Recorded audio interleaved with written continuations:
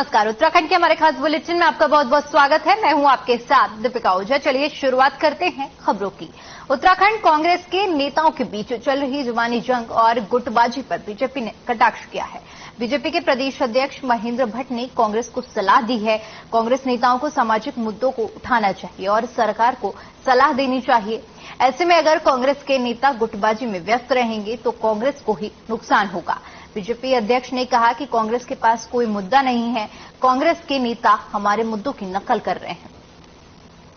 एक राजनीतिक दल के अंदर जब सामाजिक मुद्दे समाप्त हो जाते हैं तो आंतरिक द्वंद खड़ा होता है और मैं कह सकता हूं कांग्रेस आज आंतरिक द्वंद से जूझ रही है कि समाज में जो अपेक्षाएं मुख्य विपक्षी दल से की थी उस पर पूरी तरह फ्लॉप हो चुके हैं और आज हमारे कार्यक्रम को अपना रहे हैं। चाहे कोई चर्चा की चर्चा हो रही हो, यात्रा निकालने की चर्चा हो रही, इससे कुछ होने वाला नहीं है। मैं कह सकता हूं कि कांग्रेस सामाजिक विषयों को लेकर आए, सरकार को सुझाव दे, स्वाभाविक रूप से राज्य के विकास में सार्थक सिद्ध होगा। इस प्रकार से आंतरिक द्वंद का इस कारण कांग्रेस स्वतः ही टूट। वहीं उत्तराखंड की कैबिनेट मंत्री रेखा आर्य ने बताया कि राज्य में खेल नीति पहले से ही लागू है, शासनादेश हो रहे हैं। उन्होंने बताया कि लगातार खिलाड़ियों के हित में दिन प्रतिदिन विभाग के सारे सरकार के तरफ से कदम उठाए जा रहे हैं। नगद पुरस्कार देने की बात है, चोटिल होने पर आर्थिक मदद की भी बात कही। खिलाड़ियों को प्रोत्साहन आर्थिक राशि दी जाएगी। आगे कहा कि चौमुखी विकास खेल और खिलाड़ियों का हो रहा है। इसके अलावा खेल के मैदानों का भी सरकार ने बेहतर तरीके से सुधार किया है।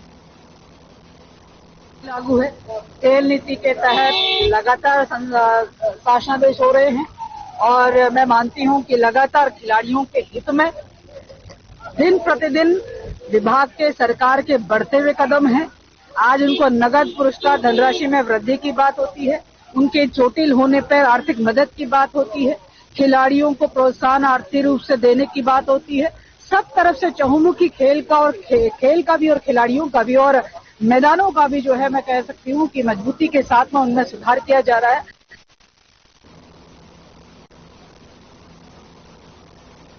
उधर बारिश और ओलावृष्टि से उत्तराखंड में किसानों को काफी ज्यादा नुकसान हुआ है, जिसके आकलन के लिए कृषि मंत्री गणेश जोशी ने अधिकारियों के साथ बैठक की। बैठक में किसानों को प्रधानमंत्री फसल बीमा योजना के तहत किस तरह से मुआवजा दिया जा सकता है, इन तमाम बिंदुओं पर गहनता से चिंतन मंथन किया गया। वहीं कृषि मंत्री गणेश जोशी ने बताया कि प्रदेश में 35,618 हेक्टेयर कृषि भूमि में ओलावृष्टि से नुकसान हुआ है, जिसको लेकर सरकार गंभीर है। उन्होंने बताया कि प्रदेश में 82,260 किसान प्रधानमंत्री फसल बीमा योजना के अंतर्गत आते हैं, जिनको मुआवजे का इस बीमा योजना के माध्यम से दिया जाएगा। उद्यान के क्षेत्र में फलोत्पादन करने वाले किसानों की संख्या 71,537 है। इन किसानों को भी इस बीमा योजना में समाहित किया गया है। कृषि मंत्री गणेश जोशी ने कहा कि हम प्रदेश के किसानों को आश्वस्त करना चाहते हैं कि भारतीय जनता पार्टी की प्रदेश सरकार संकट की इस घड़ी में किसानों के साथ खड़ी है।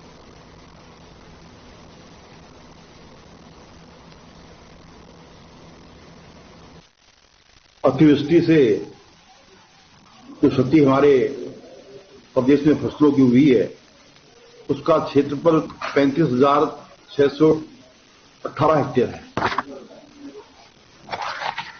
और उस क्षति के क्षेत्र में से जो आपदा के मानक हैं कि 33% से अधिक अगर क्षति होती है तो उसके मानक में आते हैं। उसका क्षेत्रफल 7,403 हेक्टेयर है और इनको तो हम आपदा के मानक के अनुरूप इनको हम मुआवजा देंगे।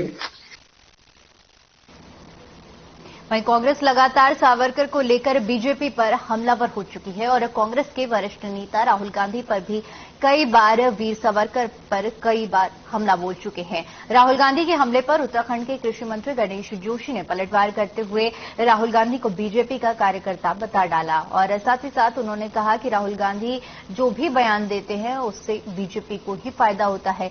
गणेश जोशी ने कहा कि मुझे राहुल गांधी की बुद्धि पर तरस आता है, लेकिन इतना जरूर है कि राहुल गांधी जो भी बोलते हैं उससे बीजेपी को ही फायदा होता है।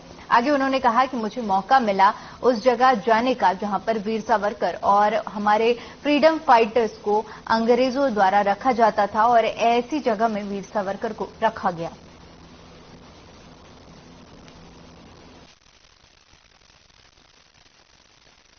देखते हैं कि उससे कई बार इस प्रकार की हरकतें करते हैं, उससे भारतीय जनता पार्टी को फायदा होता है। तो मुझे लगता है कहीं न कहीं अंदर से वो जो है हमारे कार्यकर्ता लगता है, मुझे हमारे फायदे की बात करते हैं। देखते हैं कि उससे कई बार इस प्रकार की हरकतें करते हैं, उससे भारतीय जनता पार्टी को फायदा होता है। तो मुझे लगता है कहीं न कहीं अंदर से वो जो है हमारे कार्यकर्ता लगता है, मुझे हमारे फायदे की बात करते हैं।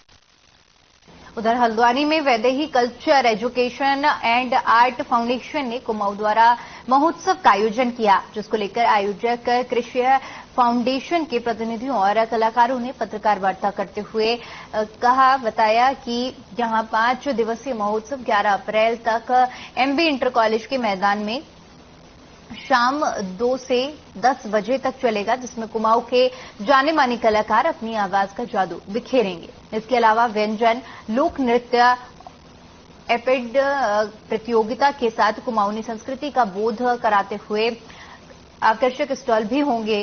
कार्यक्रम में उत्तराखंड के प्रसिद्ध कलाकारों की प्रस्तुतियां के अलावा गायक पवनदीप राजन, अरुणिता कांजी लाल बिंदु द्वारा उपस्थिति दर्ज कराई जाएगी और कार्यक्रम का उद्घाटन मुख्यमंत्री पुष्कर सिंह धामी और हंस फाउंडेशन के संस्थापक भोले महाराज करेंगे।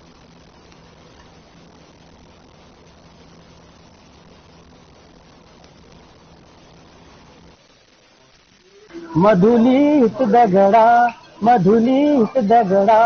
पहाड़ा जोला, बदन की ठंडी हवा ठंडा पानी प्योला, हित मधुली मेरा पहाड़ा, हित मधुली मेरा पहाड़ा।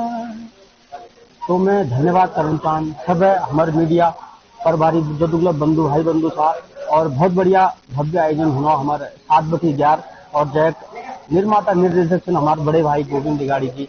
और हम बहुत बहुत धन्यवाद करना चाहते चालू की हमके तो बढ़िया प्लेटफॉर्म मिल रहा और हर साल ये भव्य आयोजन होने वाले से और मैं सब लोगों का दिल धन्यवाद करता हूँ। कुमाऊं द्वार महोत्सव का उद्घाटन होना है शाम को 7:30 बजे और इसमें हमने अपने उत्तराखंड के बहुत सारे कलाकारों को बुला रखा है और छोलिया नृत्य को बुला रखा है और इसमें हमने प्रतियोगिताएं भी रखी हुई है। लोक नृत्य प्रतियोगिता है, लोक गायन प्रतियोगिता है, उत्तराखंडी व्यंजन प्रतियोगिता है और हमारे जो उत्तराखंड के आर्टिस्ट कलाकार हैं पवनदीप राजन 11 तारीख को समापन के दिन उनका कार्यक्रम भी होना है। जैसा कि पता चल गया होगा कि कुमाऊं द्वार महोत्सव हल्द्वानी में होने जा रहा है। हम लोगों का सपना था कि कुछ एक अच्छा संस्कृति के लिए हम लोग कुछ काम करें, तो उसी को मूर्त रूप दे रहे हैं कुमाऊं द्वार महोत्सव के रूप में और इस संस्कृति को, छोलिया को, हमारे लोकगीतों को, लोक नृत्य को बढ़ावा देने की हम कोशिश करेंगे। लोगों से यही हम लोग रिक्वेस्ट करते हैं, प्रार्थना करते हैं कि अधिक से अधिक लोग आए, अपनी संस्कृति से जुड़े और खूब पहाड़ी गीतों को सुने, नाचें, गाएं और ढेर सारे अच्छे अच्छे आर्टिस्ट उत्तराखंड के इस मेले में आने वाले हैं। तो आप सभी से मेरा निवेदन है कि अधिक से अधिक लोग हमसे जुड़े और इस मेले का आनंद लें। बड़ी खबर का रुख करते हैं जो कि मंगलौर से सामने आ रही है। आपको बता दें कि राजबाहे में एक युवक का शव मिलने से हड़कंप मच गया है। निजी कंपनी में युवक काम करता था, मुंडलाना गांव का रहने वाला था युवक, बताया जा रहा है। जैसे ही मामले की सूचना पुलिस को मिली तो पुलिस मौके पर पहुंची और इसके बाद पुलिस ने शव को कब्जे में लेकर पोस्टमार्टम के लिए भेज दिया है और फिलहाल पुलिस जांच में जुट गई है। तो बड़ी जानकारी सामने आ रही है जहां पर आपको बता दें कि एक युवक का शव मिलने से हड़कंप मच गया है। एक निजी कंपनी में युवक काम करता था जिसकी सूचना पुलिस को मिली और जिसके बाद पुलिस मौके पर पहुंची, जांच पड़ताल शुरू कर दी गई है। साथ ही साथ आपको बता दें कि शव को कब्जे में लेकर पोस्टमार्टम के लिए भेज दिया है। तस्वीरें भी हम आपको दिखा रहे हैं जहां पर एक मंगलौर क्षेत्र में युवक का शव मिला है और स्थानीय लोगों की मौजूदगी में इस शव की सूचना पुलिस को दी गई, जिसके बाद पुलिस भी मौके पर पहुंची और अब इस पूरे मामले की जांच पड़ताल की जा रही है।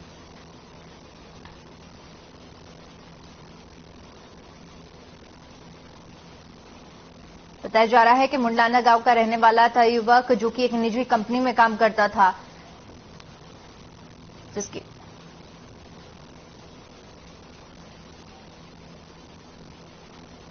उधर 9 अप्रैल को आयोजित होने वाली उत्तराखंड लोक सेवा आयोग की वन आरक्षी परीक्षा की आवश्यक तैयारियों को लेकर कलेक्ट्रेट सभागार में बैठक का आयोजन किया गया। अपर जिलाधिकारी CS मुर्तालिया की अध्यक्षता में ये बैठक आयोजित की गई। इस दौरान अपर जिलाधिकारी ने सभी परीक्षा केंद्रों के लिए नामित सभी सेक्टर मजिस्ट्रेटों को परीक्षा को शांतिपूर्ण तरीके से संपन्न कराने के आवश्यक दिशा निर्देश दिए। जनपद में इस परीक्षा के लिए 53 परीक्षा केंद्र बनाए गए।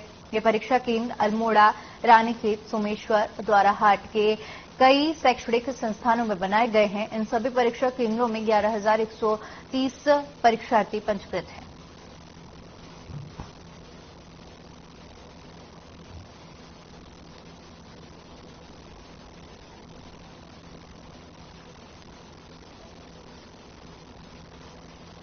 वहीं विश्व प्रख्यात पर्यटन नगरी मसूरी को 200 वर्ष पूरा होने पर नगरपालिका की ओर से कई कार्यक्रमों का आयोजन किया जाएगा। साथ ही साथ मसूरी की खोज करने वाले कैप्टन यंग के परिजन भी इस कार्यक्रम की शोभा बढ़ाएंगे। पत्रकारों से बातचीत करते हुए नगरपालिका अध्यक्ष अनुज गुप्ता ने बताया कि मसूरी के 200 साल पूरे होने पर कई कार्यक्रम आयोजित किए जाएंगे। साथ ही मसूरी में अपना योगदान देने के लिए कई लोगों को सम्मानित भी किया जाएगा। उन्होंने कहा कि कई संस्थाओं के साथ मिलकर नगरपालिका भव्य कार्यक्रम आयोजित करेगी और जिसमें देश विदेश के मेहमान मसूरी आएंगे। साथ ही साथ इससे मसूरी आने वाले पर्यटकों को भी शामिल किया जाएगा। उन्होंने कहा कि कैप्टन यंग ने 1823 में मसूरी की खोज की थी। उसके बाद पर्यटन नगरी मसूरी देश विदेश के लिए लोगों के लिए आकर्षण का केंद्र रहा है।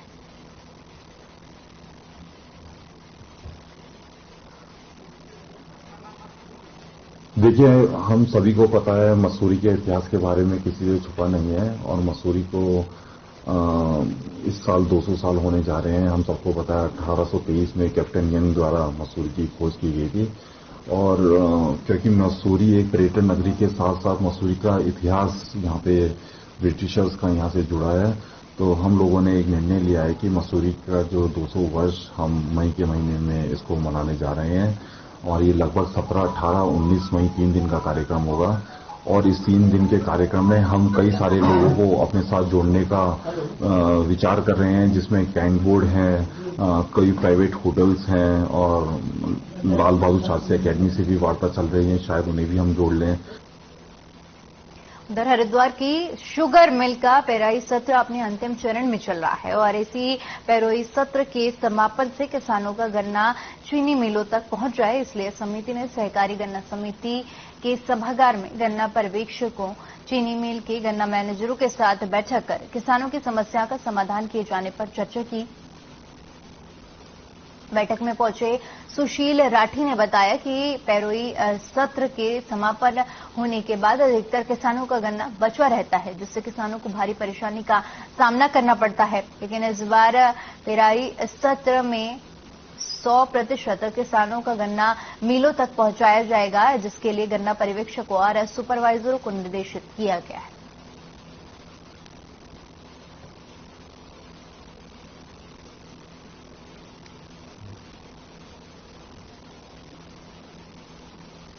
ये जो पेराई सत्र है 2022-23 वो अपने अंतिम चरण में है और हमारा प्रयास है कि जो किसान है, गन्ना किसान है, उनका समस्त गन्ना चीनी मिल को चला जाए, समय पर चला जाए।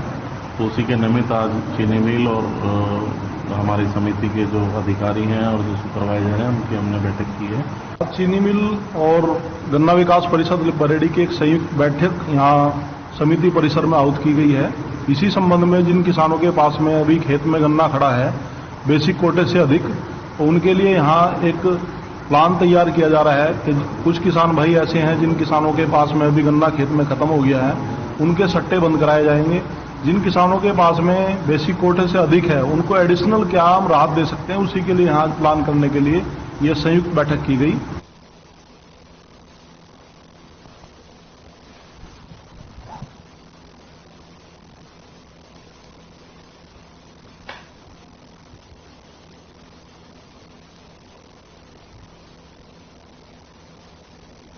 वहीं ऋषिकेश में चारधाम यात्रा के दौरान ट्रैफिक व्यवस्था को दुरुस्त रखने के लिए पुलिस के साथ अब परिवहन विभाग और तहसील प्रशासन ने भी कमर कस ली है। ट्रैफिक नियमों का उल्लंघन करने के खिलाफ चालान काटने के साथ ही वाहन सीज करने की चेतावनी दी गई है। वहीं तहसील प्रशासन ने चंद्रभागा पुल से कोयल घाटी तक के बीच की सड़क पर हुए अतिक्रमण को हटाने का निर्णय लिया है।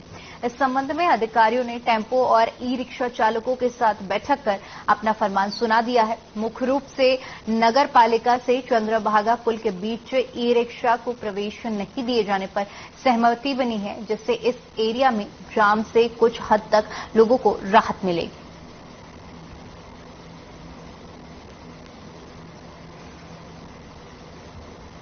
लाइसेंस परमिट से जुड़ा हुआ नहीं है डायरेक्टली। लाइसेंस के विरुद्ध तो एमवी एक्ट की जो धाराएं हैं उनके अंतर्गत कार्रवाई हो जाती है। तो वो कार्रवाई चाहे वो प्राइवेट गाड़ी वाला हो चाहे वो कमर्शियल गाड़ी वाला हो, दोनों के खिलाफ होती है। तो वही ई रिक्शा पर भी लागू। ऋषिकेश के अंदर नगर निगम से लेके चंद्रभागा पुल तक ये 300 मीटर का एक पैच है जहां पे हमने अभी ई रिक्शा को बैन किया है, क्योंकि ई रिक्शा बहुत ज्यादा हो रहे थे और बहुत ज्यादा कंजेशन हो रहा था।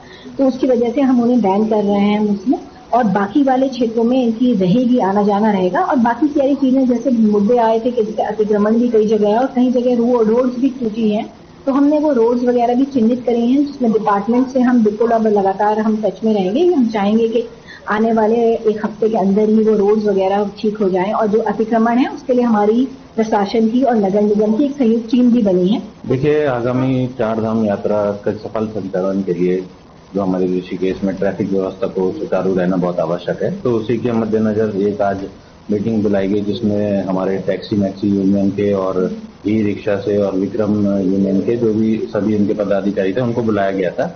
तो यहाँ पर जो हमने एक प्लान बनाया है कि कौन कौन से रूट में उनको चलना है चारधाम यात्रा के दौरान, कौन से रूट पे उनको नहीं चलना है, तो उसके बारे में इनको बताया गया है। तो उसमें उन लोगों के द्वारा भी सहयोग देने के लिए कहा गया है। तो हम आशा करते हैं कि इस बार हमारा जो चारधाम यात्रा है उसकी ट्रैफिक व्यवस्था सुचारू रहेगी। 1980 में शुरू हुई भारतीय जनता पार्टी का स्थापना दिवस मनाया गया। दुनिया की सबसे बड़ी पार्टी बीजेपी है। बीजेपी का दावा है कि 18 करोड़ से ज्यादा लोग पार्टी के सदस्य बन चुके हैं। इस लिहाज से देश की आबादी के करीब 13% लोग बीजेपी के कार्यकर्ता हैं। स्थापना दिवस के मौके पर वरिष्ठ बीजेपी नेता पंडित राजेंद्र अंथवाल ने कहा कि उन्हें बड़ा गर्व होता है कि वे बीजेपी के कार्यकर्ता हैं। साथ ही उन्होंने कहा कि मौजूदा समय में बीजेपी के 11 राज्यों में मुख्यमंत्री हैं, वहीं 5 राज्यों में सहयोगी दलों के साथ बीजेपी की सरकार है।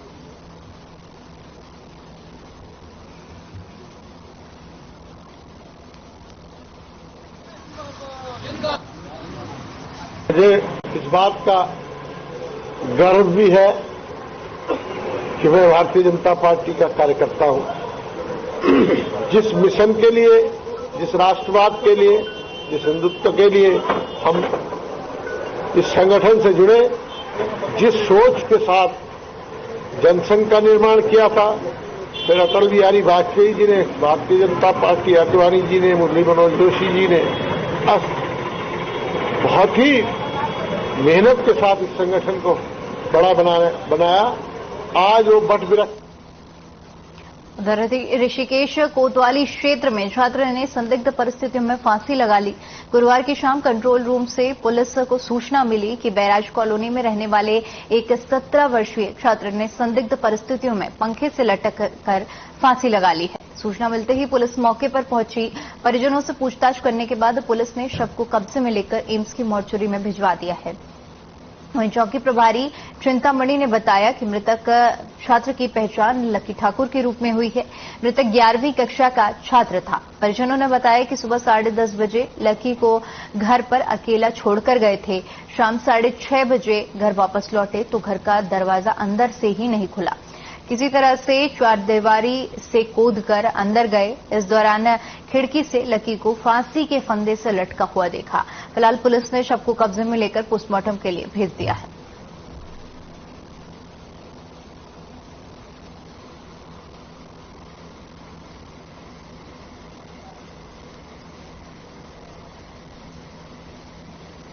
उधर कुमाऊं मंडल में फसल और बागवानी को भारी नुकसान हुआ है। फिल इस लिहाज से प्रशासन तेजी से सर्वे में जुटा हुआ है। कुमाऊं कमिश्नर दीपक रावत ने कहा कि कृषि विभाग और तहसील के स्तर पर राजस्व कर्मी किसानों की फसलों के नुकसान का सर्वे कर रहे हैं और सभी जिलाधिकारियों को फिर से विभाग के अधिकारियों को तेजी के साथ किसानों की फसलों के नुकसान का सर्वे करने के निर्देश दिए हैं। जैसे ही सर्वे की रिपोर्ट आएगी उसी के आधार पर किसानों को तत्काल मुआवजा दिया जाएगा। गौरतलब है कि पिछले दिनों में लगातार हुई बारिश ने किसानों के सामने भारी परेशानी खड़ी कर दी है। फसल पकने के समय में हुई बरसात में गेहूं, आम और अन्य फसलों को भारी नुकसान पहुंचा है।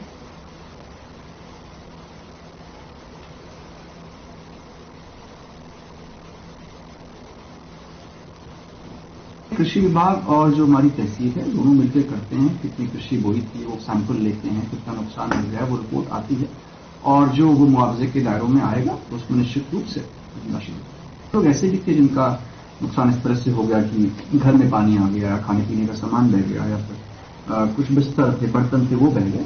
तो उसमें मैंने यही कहा है कि जो अहेतुक धनराशि होती है वो आज शाम तक वहीं विकासनगर में त्यूनी पुल के पास एक बहुमंजिला मकान में भीषण आग लग गई। इस दौरान हादसे में 4 बच्चों की जिंदा जलकर मौत हो गई, जबकि कई लोग आग से झुलस गए हैं। टोंस नदी के पुल के पास सूरत राम जोशी का घर है। वे शिक्षा विभाग से सेवानिवृत्त कर्मचारी हैं। शाम करीब 5 बजे घर में अचानक आग लगी। घर से आग की लपटें निकलती देख वहां अफरा तफरी मच गई। बताया जा रहा है कि लोगों की सूचना के बाद फायर ब्रिगेड की गाड़ी मौके पर पहुंची, लेकिन उसमें पानी नहीं होने के कारण तुरंत आग बुझाने का कार्य शुरू नहीं किया जा सका, जिसके चलते आग और विकराल हो गई। इसके बाद वहां लोगों ने हंगामा कर दिया।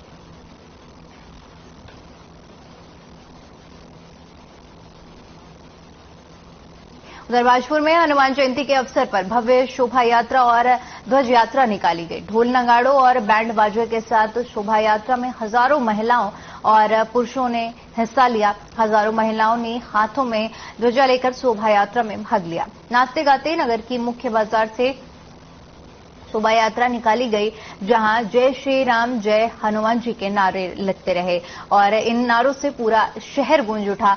शोभा यात्रा बाजपुर के अनाज मंडी मंदिर से शुरू होकर श्री बालाजी घाट मंदिर तक पहुंची। इस दौरान लोग शोभा यात्रा में झूमते गाते नजर आए। प्रशासन ने ड्रोन उड़ाकर यात्रा पर नजरें गड़ाई रखी। शोभा यात्रा को लेकर खुफिया विभाग भी पूरी तरह से अलर्ट रहा। साथ ही पुलिस ने यात्रा पर पूरी तरह से नजर बनाए रखी। बालाजी घाट समिति के अध्यक्ष ने कहा कि आज श्री हनुमान जयंती के मौके पर शहर में शोभा यात्रा और ध्वज यात्रा का आयोजन किया गया, जिसमें हजारों की संख्या में लोगों ने भाग लिया।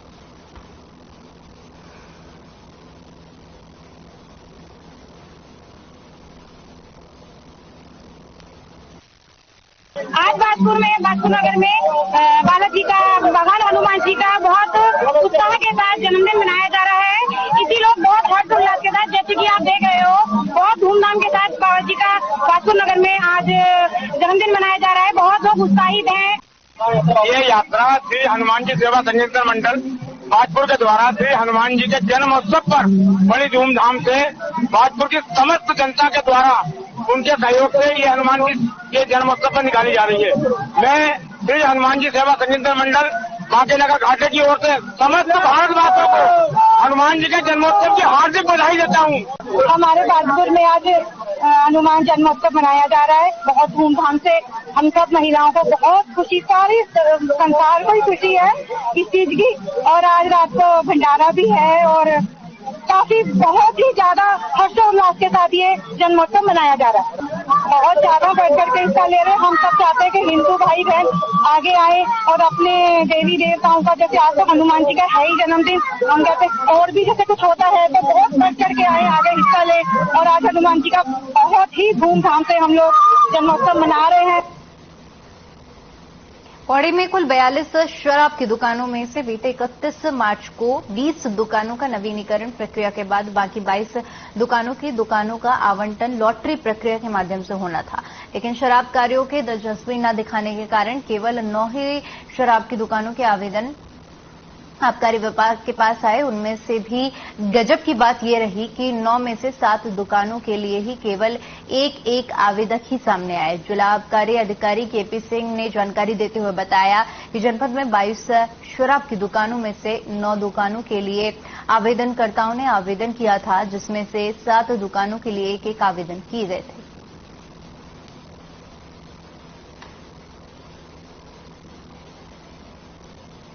अभी आज लॉटरी के लिए हमने हमारी टोटल 22 दुकानें थी पूरी जनपद की, लेकिन 22 दुकानों में से मात्र 9 दुकानों के लिए आवेदन आए हैं हमारे पास में, और 7 दुकानें ऐसी हैं जिसमें सिंगल आवेदन हुआ है कि उनको हम आवंटन पत्र जारी कर देंगे, और 2 दुकानें हमारी बिलखेत में हमारे 3 आवेदन हैं और अगरोड़ा में 4 है, यानी कि लॉटरी सिर्फ 2 दुकानों पर हुई है। चलिए, फिलहाल के लिए उत्तराखंड की खबरों में इतना ही। बाकी तमाम बड़ी खबरों के लिए बने रहिए हमारे साथ। नमस्कार।